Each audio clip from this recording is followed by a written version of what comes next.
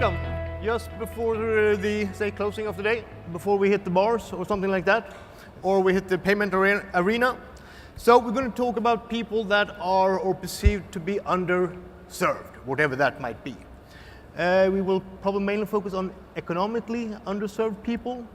So the first question to the dear panel here, Brad, Hasan, and Waqas, is basically what are the key groups that are underserved and what are the key issues for them in the world?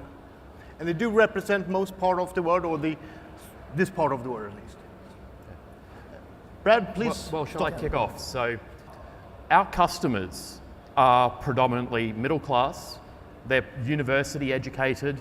They have houses and cars and sending kids to good schools.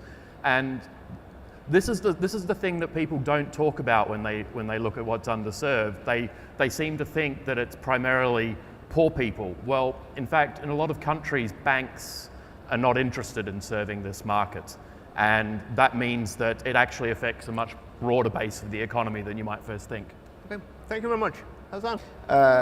Today, in Iraq, there are about 55 banks. They generally offer very, very limited retail services to consumers. So as a result, today the number of people or the percentage of people who are adults that are banked, according to the World Bank, is only 11%. 89% are unbanked.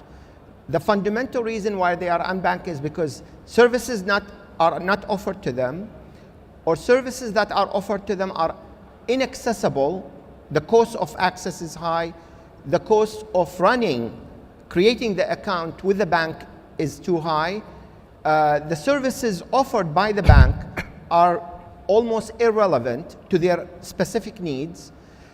So we came in some 8 years ago, and the company is called International Smart Card, offering a product called Key Card, whereby we provided a vehicle with which a person can come and enroll. A virtual account is set up for the person. A card is handed over to the person with the biometric identity of the person stored on the card, enabling this person to go to any one of 6,500 different points of service spread throughout the country, throughout Iraq, to go withdraw their salary or their aid that is distributed to them through the government, or their pension that is distributed through this network that we created for them, and created a convenient solution for them to collect their pay at the end of every month. The result today, we have 4.7 million enrolled customers with Key Card, which is about 22% of the population of adults in Iraq achieving financial inclusion. Banks are involved in the process, but not in setting up a bank account. We manage the bank account through a virtual bank account. Banks are used or participating as a co-brand to the service we offer in the country, as an example of how financial inclusion can seep into the society, while people who are underserved are generally not bothering to go to the banks and opening bank accounts. But when you deliver to them an application that is a compelling application, they'll come and join. I'd just like to state a number here. There are 2 million adults in London who are underserved. There are around 1.7 million, plus or minus, adults in Miami that are unbanked. They don't bank. So the type of people who are underserved do not necessarily have to belong to one part of the world, although there's a greater percentage in the emerging markets. But yes, banks are unable to reach out or service people of a certain dynamic in every part of the world. Some larger, some smaller. And then you have your typical, underdeveloped countries and emerging markets where this percentage is much higher. I think this is one segment that we completely ignore, underserved in the developed world. So, what business model are the banks missing here, basically? Brad, is that something that you can address? Sure. So, there are two aspects, I think, to the problem. The first part of it is how banks, and I'll talk just about the emerging markets for the moment, but how banks conceptualize their business. We're in Egypt. The CEO of one of the larger banks in the country came to us recently and said, you know, Brad, I'm not interested in this retail customer base because frankly, I can spend half a day in my dealing room and I'll make more money than I will from this customer segment the year. For the record, I disagree, but I'm very happy that he thinks that.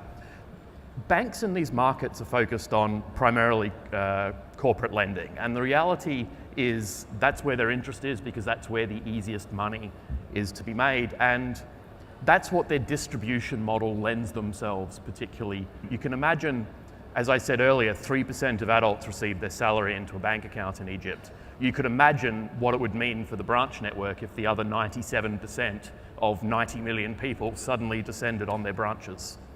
The second part of it is just the unit economics. The reality is, and I'm sure there are many banks in the room with us, they understand the limitations that their legacy systems place on them.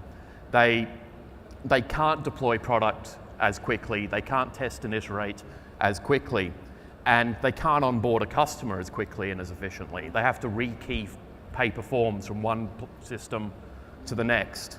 And the impact of that is that their acquisition cost of a customer is far higher. So I can tell you that a bank that we know quite well, they told us that their acquisition cost of a retail customer is around $150. Compare that to my acquisition cost of a customer, which is about 50 US cents. And what that means is that higher acquisition cost effectively prices them out of a large part of the market. They cannot make money with this customer segment the way they operate today. Well, that plays in quite well what Hasan you said about financial inclusion. Yes. And we also have, as those who have been to Europe over the past year, is that we have, say, groups of refugees coming here. So how do your solutions play into that game?